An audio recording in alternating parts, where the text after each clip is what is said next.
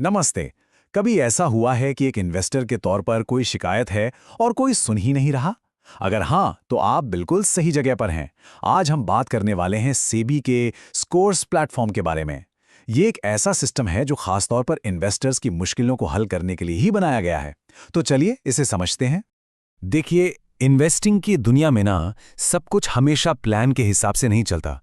कभी-कभी कुछ गड़बड़ हो जाती है और उस वक्त ऐसा लगता है जैसे हमारी बात सुनने वाला कोई है ही नहीं। और ये जो फीलिंग है ना, ये बहुत फ्रस्ट्रेटिंग होती है। और पता है, ये एक बहुत ही कॉमन फीलिंग है।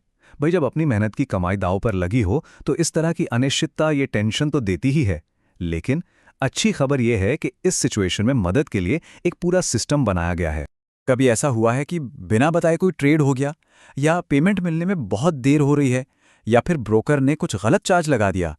अगर इनमें से कुछ भी हुआ है तो यकीन मानिए, ऐसा सिर्फ आपके साथ नहीं हो रहा। ये बहुत ही कॉमन इन्वेस्टर प्रॉब्लम्स हैं और इन सब का एक हल है, एक प्रॉपर प्रोसेस है। तो सवाल यह है कि इन सभी दिक्कतों का ऑफिशियल हल क्या है? जवाब है स्कोर्स। चलिए जानते हैं कि ये आखिर है क्या। बहुत सीधे शब्दों में कहूं तो स्कोर्स जो है वो सेबी का ऑफिशियल ऑनलाइन कंप्लेंट प्लेटफॉर्म है। मतलब ये आपकी प्रॉब्लम को एक ऑफिशियल शिकायत में बदल देता है। और सबसे बढ़िया बात यह है कि आप इसे शुरू से लेकर आखिर तक ट्रैक कर सकते हैं। और हाँ, ये वाला नियम सबसे सबसे जरूरी है। एसईओस पर शिकायत करना आपका दूसरा स्टेप है, पहला नहीं।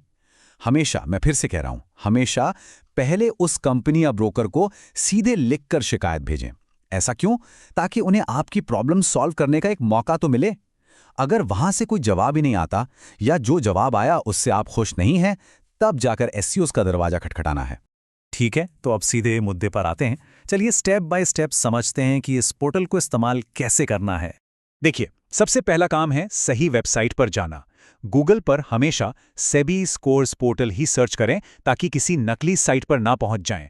वहां जाकर आपको अपना पैन और कुछ बेसिक डिटेल्स डालकर एक अकाउंट बनाना होगा। जैसे ही आप लॉगिन करेंगे, आप अपनी कंप्लेंट फाइल करने के लिए रेडी हैं। अब ये स्टेप बहुत जरूरी है। यहाँ पर बिल्कुल सटीक होना पड़ता है। सबसे पहले सही कंपनी का नाम चुनें जिसके खिलाफ शिकायत है। फिर अपनी प्रॉब्लम को सिर्फ फैक्ट्स के साथ, मतलब जो सच में हुआ, बस वही लिखें। कोई इमोशनल भाषा नहीं। साफ साफ बताएं कि हुआ क्या था और आप चाहते क्या हैं। जैसे रिफंड चाहिए, फीस वापस चाहिए, या जो भी आपका सोल्यूशन है। इसके बाद बारी आती है सबूतों की।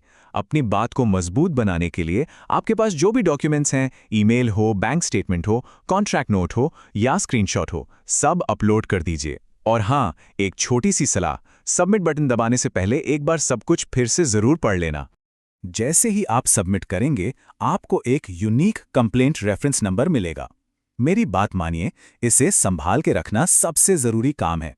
इसका स्क्रीनशॉट ले लीजिए, खुद को ईमेल कर दीजिए, कहीं लिख कर रख लीजिए, कुछ भी करिए, पर इसे खोना नहीं है, क्योंकि आपके केस को ट्रैक करने की यही अकेली चाबी है। आपका रेफरेंस नंबर कुछ ऐसा दिखेगा। बस यही नंबर आपकी कंप्लेंट की पहचान है। आगे सेबी के साथ जब भी कोई बात होगी, इसी नंबर का इस्तेमाल होगा। तो कंप्लेंट फाइल हो गई। अब क्या? चलिए देखते हैं कि इसके बाद प्रोसेस कैसे आगे बढ़ता है। ये नंबर याद रखिएगा, 21 दिन।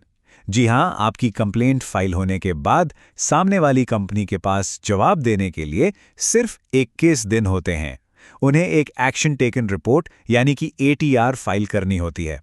इसमें वो बताते हैं कि उन्होंने आपकी शिकायत पर क्या एक्शन लिया है।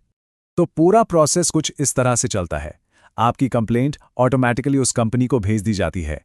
उनको 21 दिन के अंदर अंदर एटीआर मतलब एक्शन टेकन रिपोर्ट अपलोड करनी पड़ती है। फिर वो रिपोर्ट आपको मिलती है, आप उसे पढ़ते हैं, रिव्यू करते हैं, और मान लीजिए आप उनके जवाब से खुश नहीं हैं, तो आपके पास 15 दिन का और टाइम होता है एक रिव्यू रिक्वेस्ट डालने के लिए।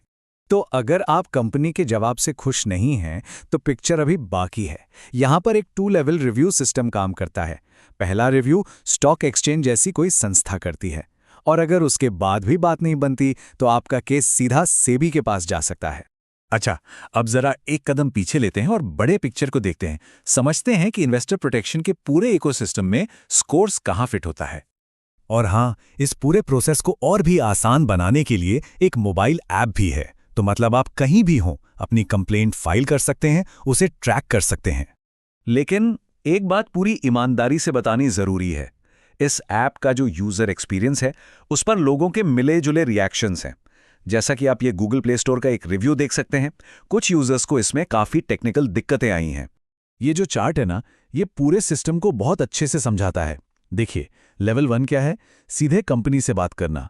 स्कोर्स आता है लेवल 2 पर, जो एक ऑफिशियल गेटवे है।